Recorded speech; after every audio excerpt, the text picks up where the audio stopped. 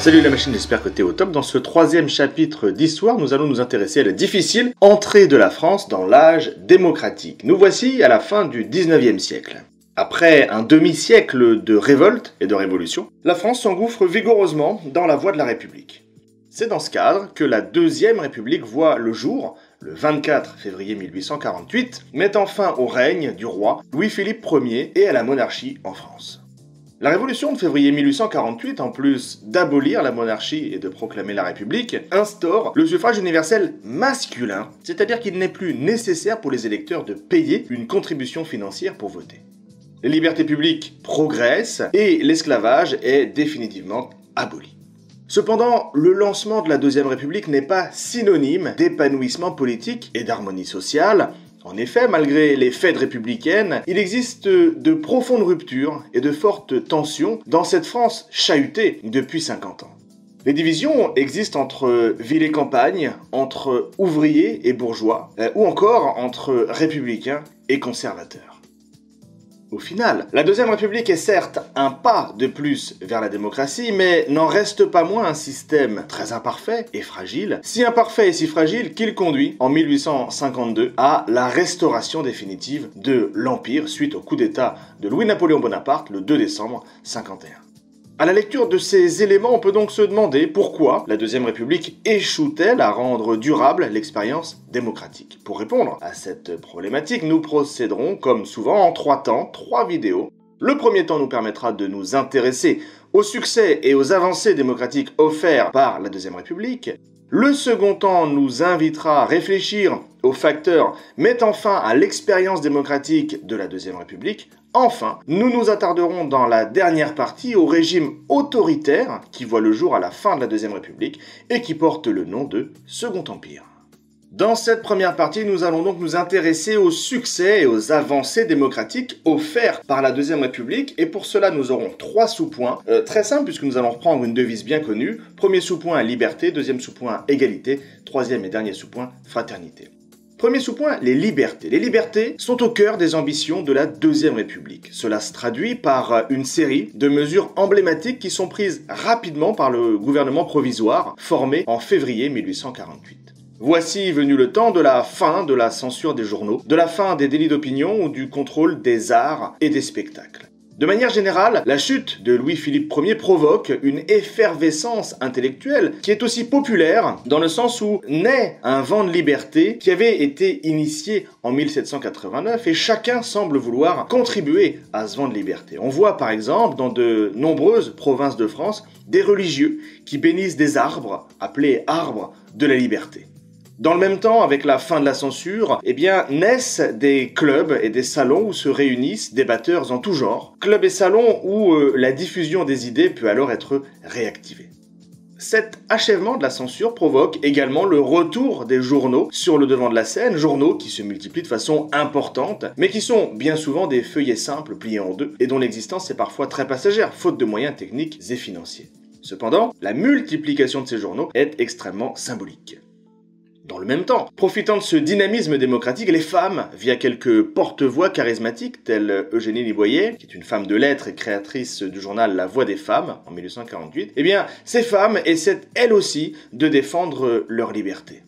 Cependant, il est important de préciser que malgré toutes les mesures qu'on vient de citer, malgré ce contexte libertaire, les libertés ne sont pas réellement si présentes puisque les femmes, par exemple, sont rapidement muselées, c'est-à-dire qu'on leur interdit les réunions politiques et qu'on les exclut des clubs, et cela rapidement puisque dès juillet 1848. Donc, on peut terminer cette partie très simplement, ce premier sous-point très simplement, en disant que des libertés, oui, des libertés pour tous, pas encore. Deuxième sous-point, l'égalité. Les libertés se développent donc, et dans le même temps, l'idée d'une égalité entre les citoyens fait son chemin. Cette égalité, voulue par les meneurs de la République, que sont le poète Alphonse de Lamartine, l'avocat Alexandre Ledru-Rollin ou le journaliste Victor Schœlcher, est matérialisée par plusieurs réformes majeures que nous allons citer, pour des raisons de clarté, par ordre chronologique. Première mesure, 5 mars 1848. Le suffrage universel masculin, pour la première fois dans le monde, est instauré. Avec le suffrage universel, et non plus censitaire, il n'est plus question, comme sous les régimes précédents, de réserver le droit de vote aux plus riches, avec paiement du sens donc, on l'a vu dans les précédents chapitres, mais bien à tous les hommes ayant atteint leur majorité. On note, bien sûr, l'absence remarquable des femmes qui, en 1848, sont totalement exclues de la vie politique, on l'a vu plus haut, mais qui, en plus, sont toujours considérées par la loi comme des mineurs. Le droit de voter ne leur est accordé qu'en 1944. Deuxième date, 27 avril 1848, et mesure emblématique puisque l'esclavage est aboli dans les colonies françaises à l'initiative du ministre des colonies, qui n'est autre que le Victor Schœlcher dont nous venons de parler. Et l'idée de supprimer l'esclavage n'est pas nouvelle. En fait, en 1848, elle avait déjà émergé en 1789, et à cette époque, les députés de la Convention avaient purement et simplement aboli l'esclavage, entre autres pour calmer les esclaves dans les colonies des Antilles. Mais Napoléon Bonaparte était revenu sur cette loi et avait alors rétabli l'esclavage le 20 mai 1802. Lorsque Victor Schœlcher supprime l'esclavage une nouvelle fois, en 1848 donc, sur place, les gouvernants des colonies et les planteurs avaient en général déjà pris les devants, sentant donc que cette mesure, celle de l'abolition, était devenue inéluctable. La plupart des blancs qui possédaient des esclaves avaient d'ailleurs anticipé la mesure et s'y étaient préparés en multipliant les affranchissements.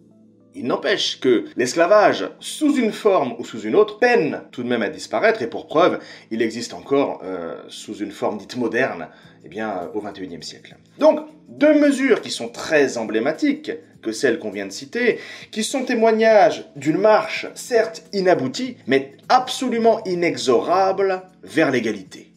Enfin, dernière avancée de la Deuxième République, le développement de la fraternité dans la société. La Deuxième République est d'ailleurs parfois nommée la République sociale ou encore la République généreuse. Par exemple, sur une idée du socialiste Louis Blanc, le gouvernement provisoire crée dès le 27 février 1848 ce qu'on appelle les ateliers nationaux, qui ont pour but de procurer aux chômeurs un petit revenu en échange d'un travail symbolique. Le 2 mars, un décret réduisant d'1 heure la durée de la journée de travail pour tous les salariés est publié. Ateliers de bienfaisance, temps de travail, suffrage universel sont donc des marques fortes de fraternité et de générosité républicaine. Cependant, tant de générosité inquiète les nouveaux élus conservateurs de l'Assemblée. Ceux-ci se regroupent dans un parti qui se nomme Parti de l'Ordre. Leur objectif assumé est le suivant: ramener la République dans le droit chemin. Ainsi, la République sociale que veut incarner la Deuxième République est davantage une première tentative qu'une véritable réussite durable.